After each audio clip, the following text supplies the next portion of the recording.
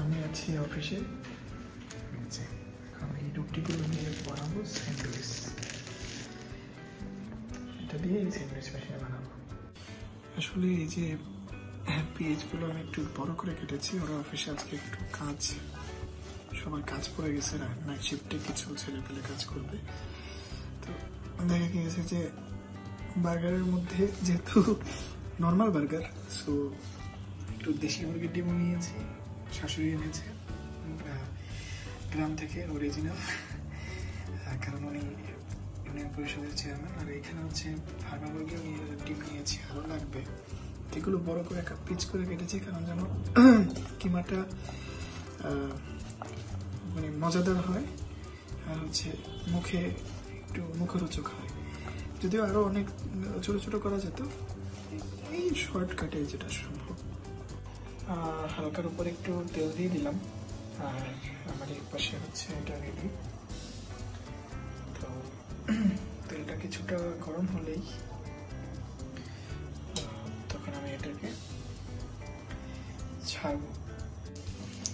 এখানে আসলে নিজের মতো করে বানাচ্ছি, তো খেতে একটু মজা হলেই হলো, সেই সেন্সে বানানো। আসলে এখানে অনেক কিছু অ্যাড করা যেত, এরকম কেউ বানায়ও না স্যান্ডউইচ, হাস্যকর। তারপরে আর কি, যখন এটা তৈরি হয়ে যাবে তখন এটাকে কেটে কেটে এগুলোকে আমি লেটুস পাতার সাথে রুটির মধ্যে দেব। এটা হালকা একটু হলেই হলো, কারণ হচ্ছে আমি যেহেতু স্যান্ডউইচ মেশিনে দিব, তো ওখানে এটা পরিপূর্ণভাবে হয়ে যায়। তারপরে আমি একটু করে নিয়েছি যাতে খাবারটা আরেকটু সুস্বাদু লাগে। এখানে লেটুসগুলো হচ্ছে আমার ওয়াইফ আমাকে ছেড়ে দিচ্ছে আমাদের এই গাছ থেকে। তো দেখা যাক সামনে কি করা যায়। এখানে হচ্ছে দেখতে পাচ্ছেন রুটি নিয়ে এসেছি কেটে কেটে, লেটুস পাতা। এখন এগুলোকে সাইজ করে তারপর আসতেছি। এই যে আমার বার্গার মোটামুটি রেডি।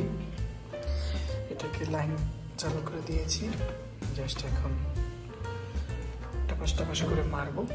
আপাতত সেট মেশিন একটাই। খাবার তুমি ওদের জন্য